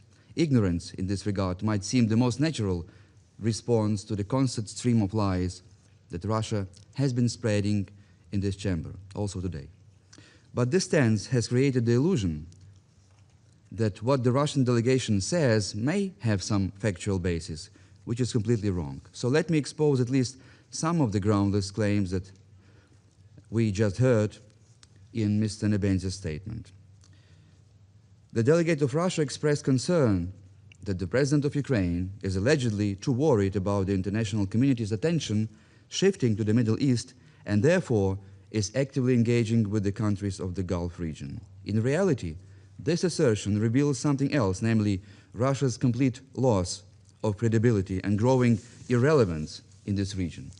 The truth is that it is Ukraine that is extending a hand of practical assistance to its partners in the Gulf, helping them protect their energy infrastructure from criminal strikes by Iranian drones and missiles supported by Russia. And it is Russia which is the main accomplice of the Tehran regime that has betrayed the Gulf countries, delivered them a knife in the back, and abused its veto right to block a crucial draft resolution on freedom of navigation in the Strait of Hormuz 2 weeks ago. Mr. President, the Russian delegate once again lamented today the alleged difficulties of mobilization in Ukraine, repeating a familiar repertoire of lies, instead of spreading disinformation about the Ukrainian army aimed at driving a wedge and sowing a division in our society. Perhaps Mr. Nebenza should reflect on the alarming reality inside Russia's armed forces. Since the beginning of this year, Russia has been losing no fewer than 30 to 35,000 soldiers every single month. In fact, Russian battlefield losses have exceeded monthly recruitment plans achieved through contract enlistment. This reveals a growing structural crisis of Russia's manpower system. The Kremlin is increasingly struggling to attract volunteers for its vicious war of aggression despite unprecedented financial incentives. Russian regional authorities are engaged in an unsustainable bidding contest, offering ever higher signing bonuses that far exceed average incomes. Recruitment relies on coercion, pressure on vulnerable social groups, prisoners, migrant workers, recently naturalized citizens, and foreign mercenaries. Newly recruited personnel are sent directly into the high attrition assaults without adequate training. Given the casualty rise, which are unprecedented, recruits from whom Mr. Putin is sending into the meat grinder on Ukrainian soil face an extremely short life expectancy, measured in weeks or even in days. So before lecturing others, Russia should confront the uncomfortable truth. It is not Ukraine that faces a mobilization crisis. We fight for our homeland. It is Russia that is burning through its own population. Mr. President, in my previous statement, I presented clear evidence of why Russia is going to lose this war because of its disastrous economic situation. Today I will demonstrate why Mr. Putin will fail and be defeated from the military point of view. No army since World War I has paid such an astronomical death toll for such negligible gains as Russia.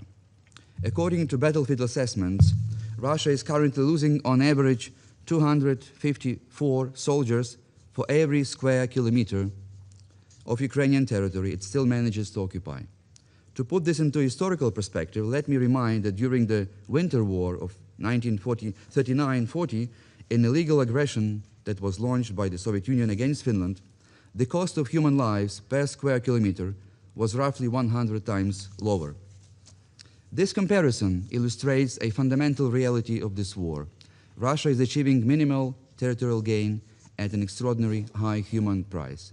At present, Russia does not control more than 20% of the Donetsk region, territory which Mr. Putin has been demanding in the form of an ultimatum that Ukraine surrender without a fight.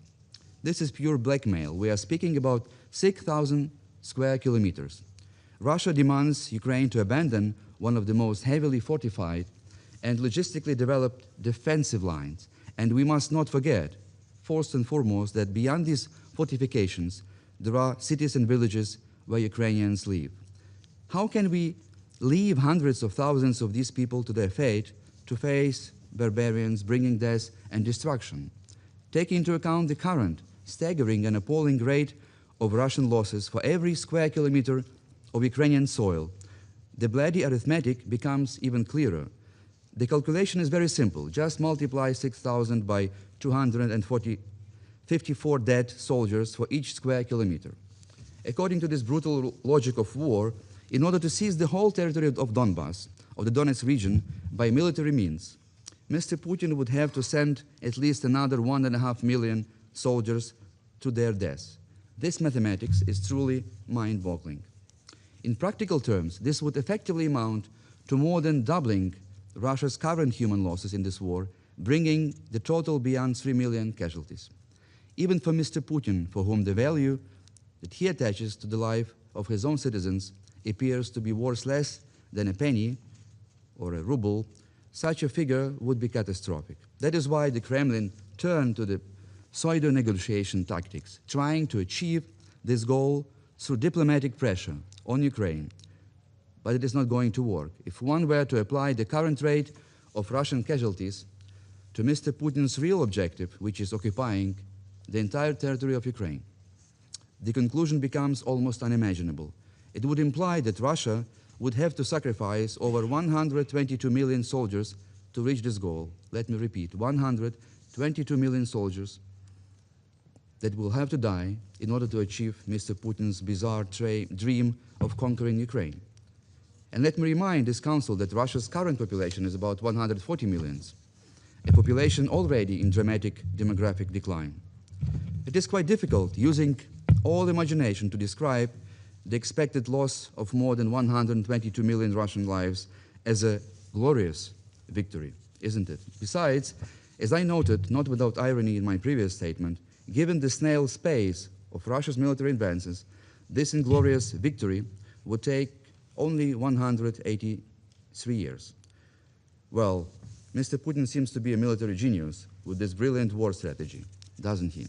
But even he, with all his megalomania, cannot fail to understand this insane objective of capturing the whole of Ukraine is one he will never, ever be able to achieve by military means. So instead of conquering Ukraine, Mr. Putin appears more likely to destroy Russia itself. Against the backdrop of massive military losses, a collapsing economy, and growing internal social turmoil, the territorial disintegration of Russia may become only a matter of time. And it is precisely for this reason that Mr. Putin is raising the stakes in this ferocious game, issuing ultimatums and addressing US mediators, demanding that Ukraine voluntarily withdraw from the Donetsk region as a precondition for any peace talks. I wish to reiterate once and for all that Ukraine rejects any type of ultimatum. We will never, ever abandon a single square millimeter of our soil, and we will never, ever abandon any of our fellow citizens. Mr. President, let me remind the Council that Russia is, at least for the time being, the largest country on the planet with 17.1 million square kilometers. So 6,000 square kilometers of the Donetsk region that Putin wants represent just 0.03% of Russia's territory. I repeat, 0.03%. Can anyone in this chamber explain Russia's obsession with seizing yet another few square kilometers of Ukrainian land? Mr. Putin wants to convince American mediators and the broader international community that peace itself hinges on Ukraine's voluntary surrender of the Donetsk region, and that once this demand is met, Russia will at last be happy and internal peace will follow. Does anyone seriously believe this fairy tale? We don't. What is the purpose of this relentless war of conquest when only about 1% of Russia's vast territory is populated and developed, while the remaining 99% are largely neglected and at best partially exploited for natural resources extraction? Moreover, during the 26-year rule, Mr. Putin has effectively abandoned his population, many of whom still struggle with the most basic standards of sanitation. According to official data, 1/4 of Russian households do not have access to centralized sewage systems or indoor sanitation facilities. In rural areas, the situation is even more severe. In some regions, up to 2/3 of households must rely on outdoor pit latrines. Let us imagine the scale of this absurdity that we are dealing with. On the one hand, Russia demands recognition as a great superpower, claiming the right to redraw state borders by force and impose a new sphere of influence. Yet, on the other hand, around 35 million Russian citizens still rely on outside toilets. Let me repeat, 35 million Russians have no toilet at home. This is roughly the population of Malaysia, Poland, or Saudi Arabia. and comparable to the population of Texas, or almost that of California. Mr. Putin wants Russia to be seen as a respected global player, while living conditions for a huge part of Russia's population remain no better than in the early Middle Ages. This is the true paradox before us. Mr. Putin seeks imperial expansion abroad while failing to secure basic human dignity at home. Mr. President, just a few days ago, we commemorated the sad 4th anniversary of the horrific war crimes committed by Russian soldiers in the occupied city of Bucha, as well as in the neighboring communities during the first months of Russia's full-scale invasion in 2022. After Russian forces were driven out, more than 450 murdered civilians were found in Bucha alone, men and women executed in the streets, tortured in basements, and buried in mass graves. One of the factors helping to explain the brutality we witnessed in Bucha and other Ukrainian towns under Russian occupation was a deep sense of resentment and hatred described in numerous testimonies and investigation findings. Russian soldiers, many of whom still live in medieval conditions using pit latrines, were confronted with something they had never expected to see. Ordinary Ukrainian families living with dignity in modern homes within communities that they had built with prosperity over 30 years of independence.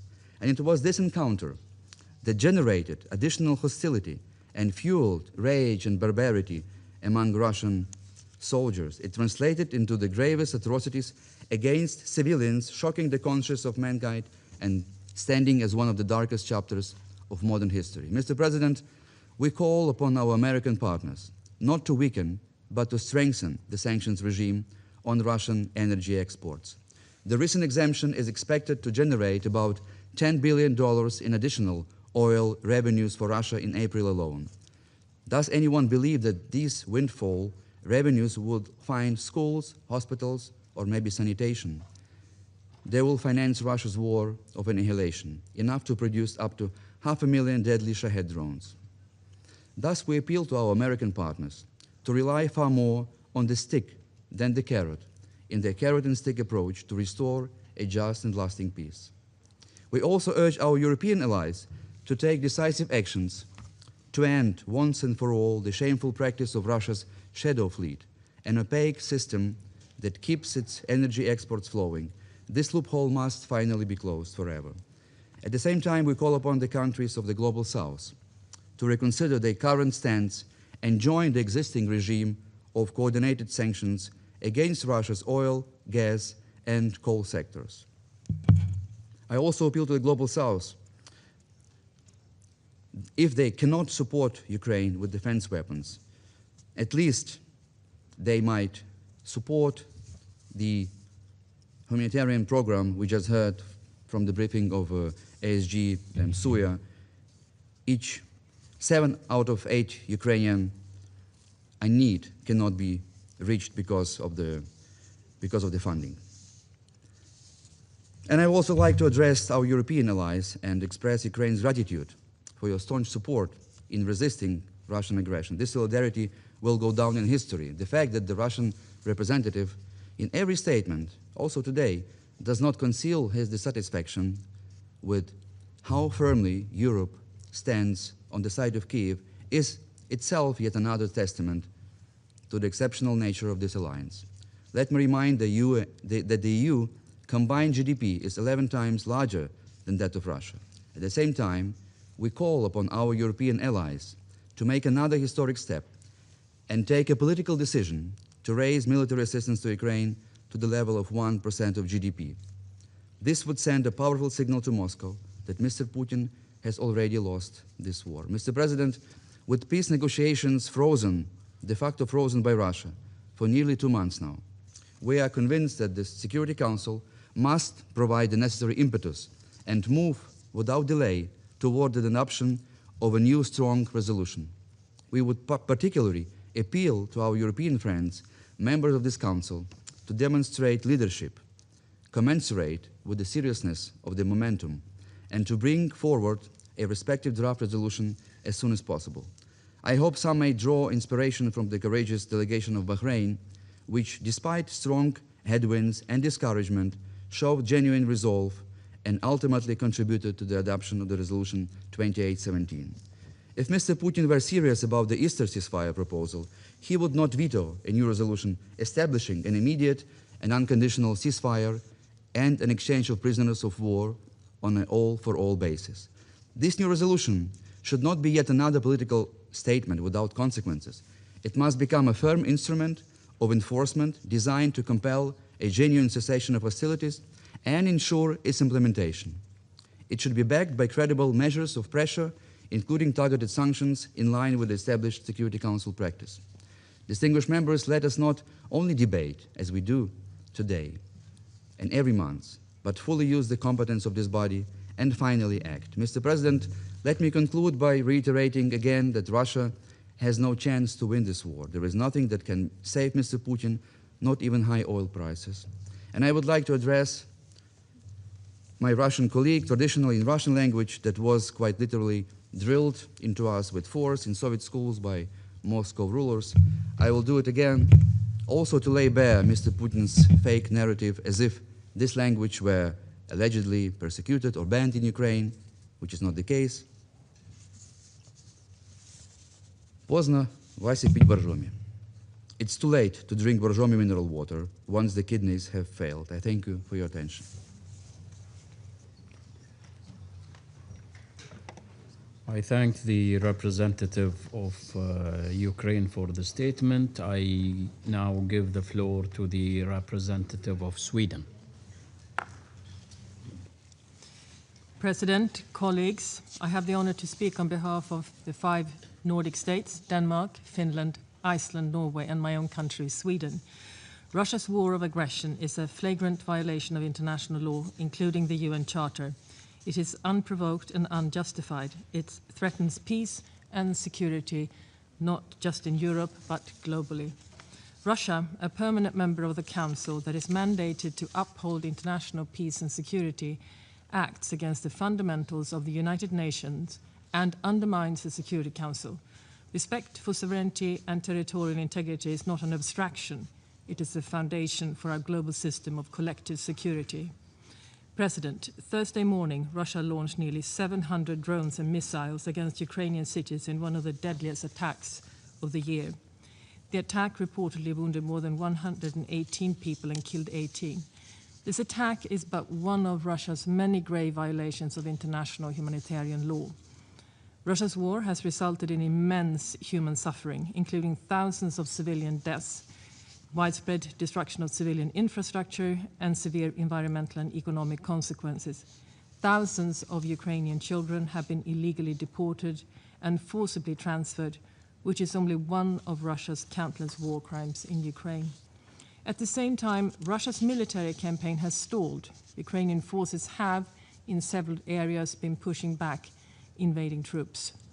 Russia has suffered staggering losses in personnel and military material. As Russia fails to meet its objectives on the battlefield, it increasingly seeks to break Ukraine's resilience, not least through systematic targeting of civilian energy infrastructure during the harsh winter months. These efforts have failed.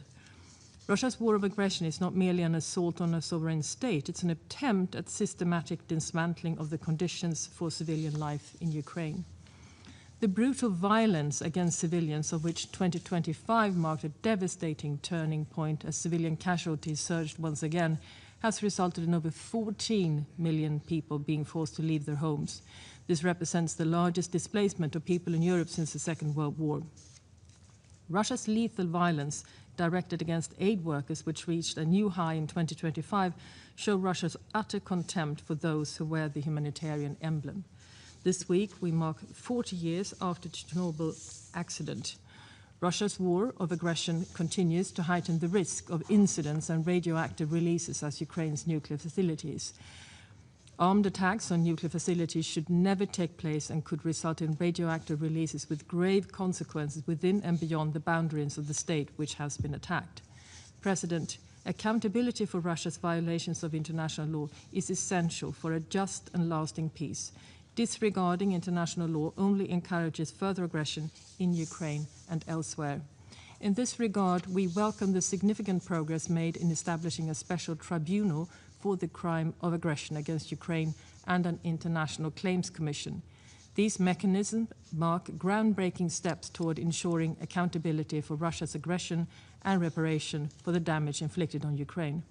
President, no one wants peace more than Ukrainians. Since Russia shows no genuine interest in peace whatsoever, we must continue to work together to support Ukraine's effort to resist Russia's aggression.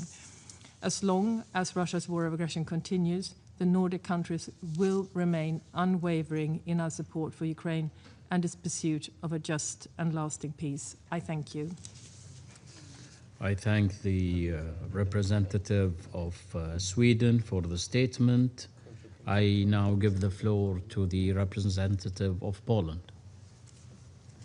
Mr. President, Russia's war of aggression against Ukraine remains a serious threat to the international peace and security.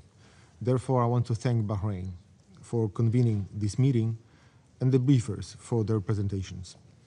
Poland aligns itself with the statement to be delivered on behalf of the European Union and its member states. While developments in other regions, including the Middle East, have understandably shifted part of the global attention, this war does not become less dangerous. Every day, Ukrainians are experiencing acts of violence and the brutality of Kremlin. Air raids, bombing, shelling, and destruction of critical and civilian infrastructure remain part of daily reality in one of the largest European countries.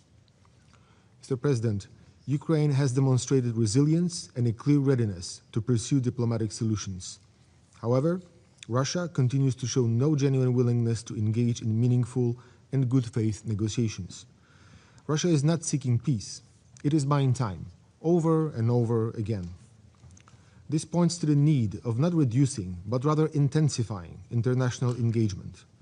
Calling for diplomatic solution is yet not sufficient. The international community's role is also to act in a manner that will persuade Russia to engage in genuine negotiations.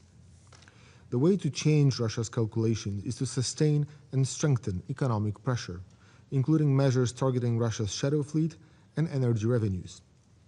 Pressure is not an escalation. It is the path to creating conditions for a just and lasting peace. The way this war concludes is of the utmost importance for upholding the rules enshrined in the UN Charter.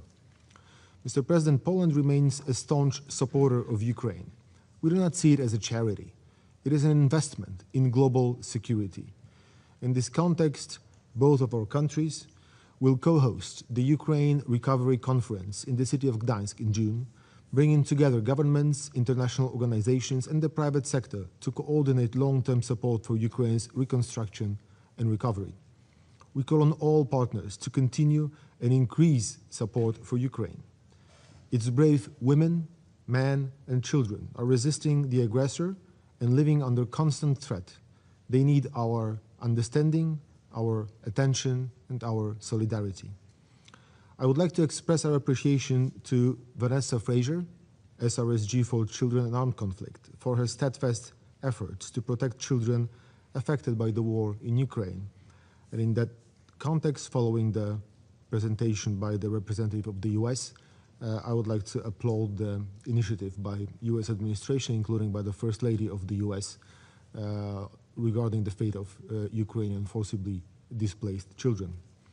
To conclude, Mr. President, let me reiterate, only a combination of a strong international support for Ukraine and sustained pressure on Russia will bring about a comprehensive, just, and lasting peace. I thank you. I thank the representative of Poland for the statement. I give the floor to the representative of Romania. Thank you, Mr. President. I would like to thank Bahrain for convening this meeting to discuss Russia's war of aggression against Ukraine, which requires continued attention as it evolves already now into its 5th year. And this is very timely, this conversation. Patterns seen in the aggression against Ukraine, such as obstructing the freedom of navigation or the deliberate targeting of civilian infrastructure, were now replicated against the Gulf states. Critical disruptions to global supply chains in the Hormuz Strait recall those before in the Black Sea.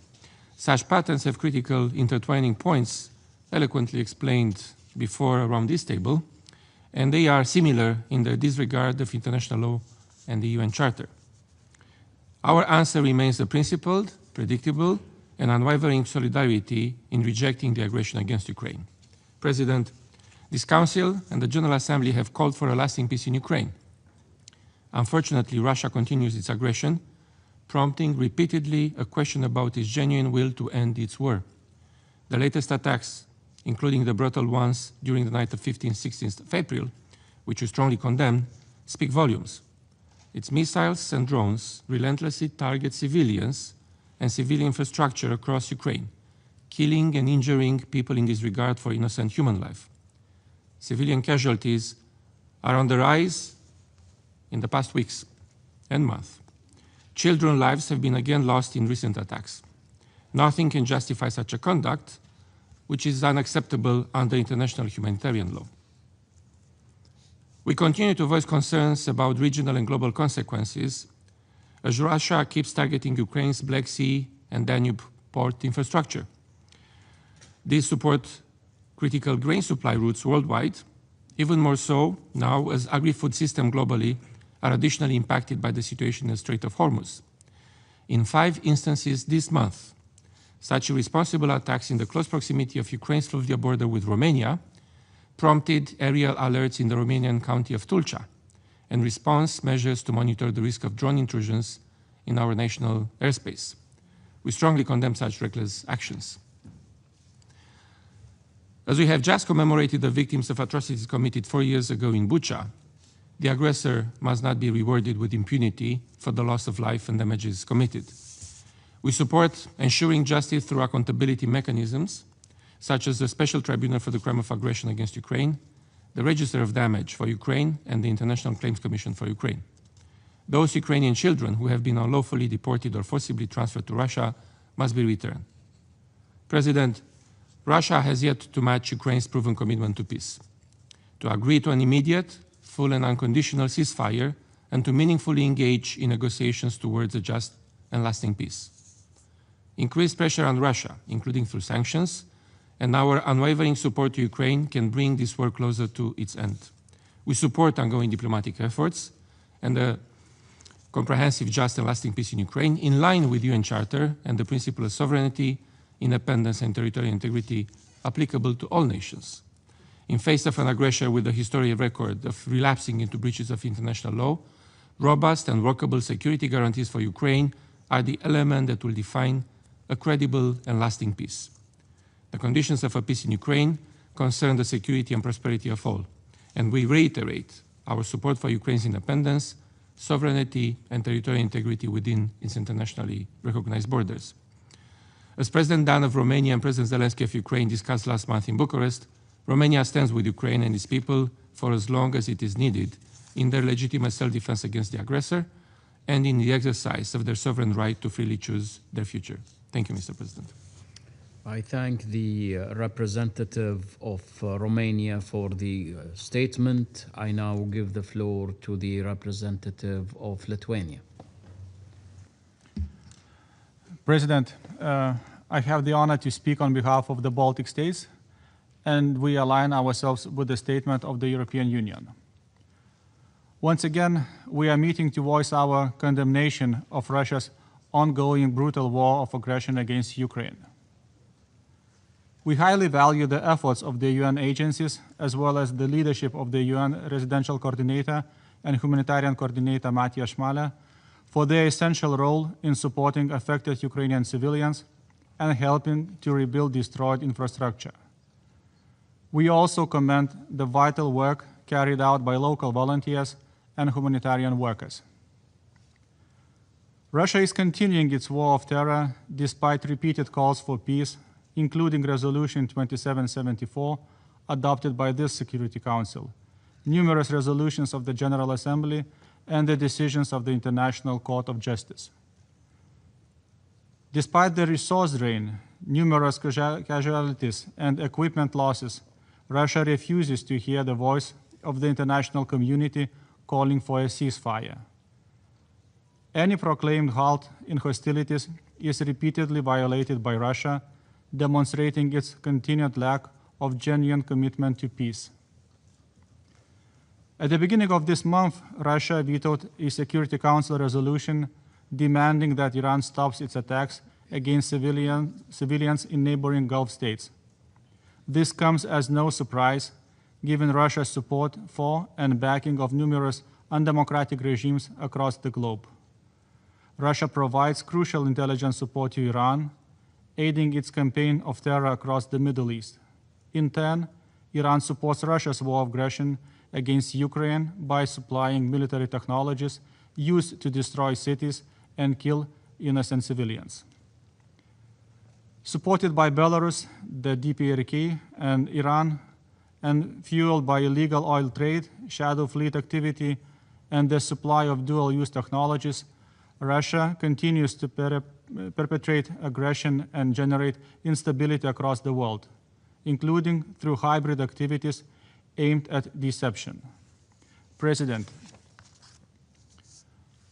on March 31st, we commemorated the 4th anniversary of the liberation of the town of Bucha, Ukraine. It was there that massive evidence of war crimes committed by Russian forces during the occupation was first revealed. Documented evidence of executions, torture, conflict-related sexual violence, and the forced transfer of Ukrainian civilians, including children, requires sustained international monitoring, regular reporting, and continued actions by relevant accountability mechanisms.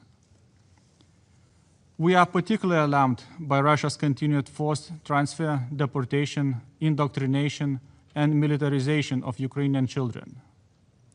This issue must remain high on the international agenda. Without justice for the victims of atrocities, there can be no just and lasting peace.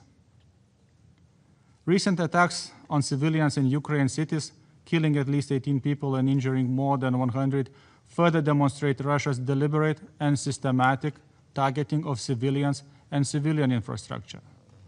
The Baltic states will never agree to overlook Russia's atrocities committed in Ukraine.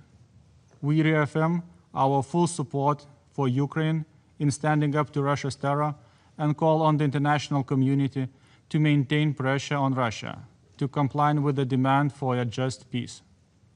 We will continue to call for full accountability and for the implementation of the International Criminal Court arrest warrants issued against Russian political and military leadership, including Vladimir Putin and Maria Lvova-Belova, in connection with the war crimes of child abduction during Russia's full-scale invasion of Ukraine.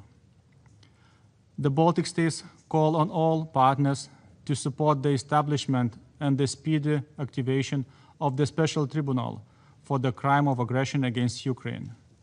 This is not only about justice for Ukraine, it is about upholding the fundamental principles of the UN Charter, including sovereignty, territorial integrity, and accountability for breaches of international law.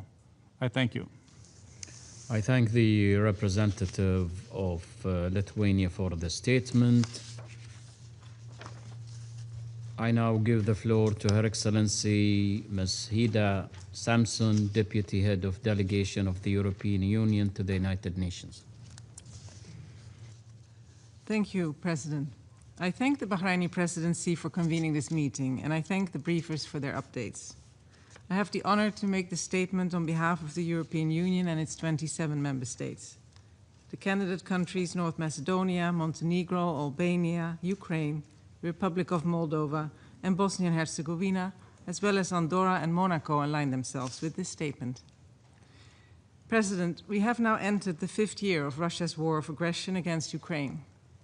1,500 days of conflict, destruction, and civilian losses. Only last week, a new wave of Russian missiles and drones targeted civilians in Kiev, Dnipro, Cherkasy, Sloviansk, Chernihiv, and Kharkiv.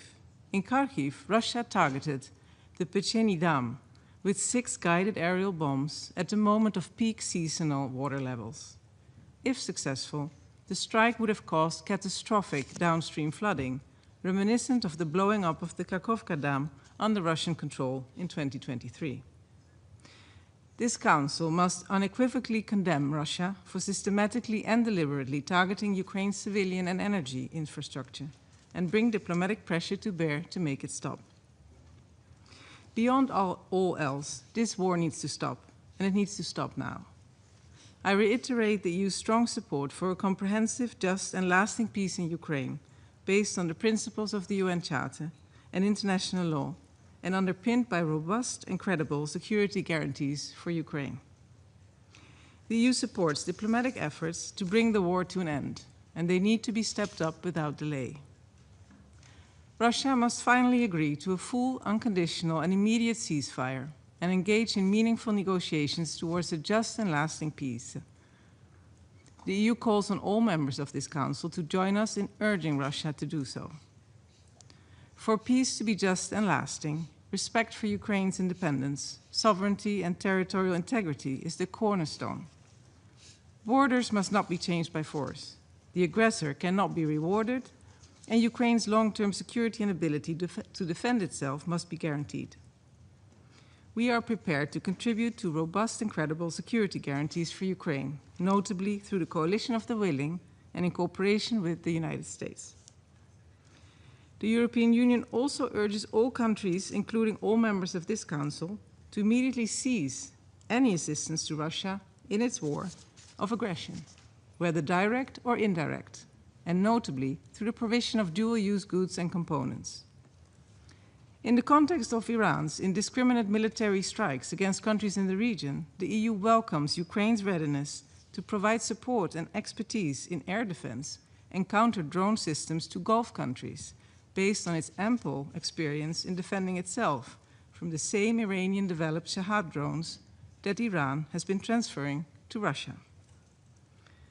I reiterate the EU's urgent call on Russia and Belarus to immediately ensure the safe and conditional return to Ukraine of all unlawfully deported and transferred Ukrainian children and other civilians, in light of the decision of the General Assembly decision last December to redouble efforts to return Ukrainian children.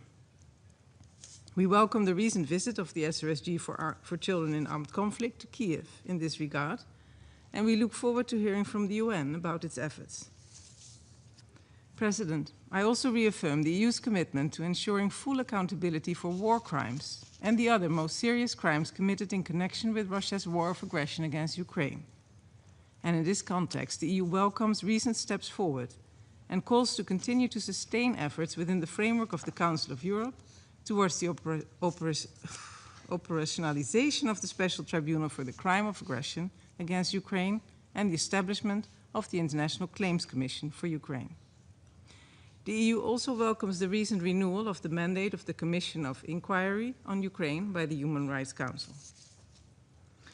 The future of Ukraine and its citizens lies within the European Union. We will continue to provide, in coordination with like-minded partners and allies, comprehensive political, financial, economic, humanitarian, military, and diplomatic support to Ukraine and its people, in line with its inherent right to self-defense under Article 51 of the UN Charter. I thank you, President. I thank Her Excellency Ms. Simons for her statement. There are no more names inscribed on the list of speakers. The meeting is adjourned.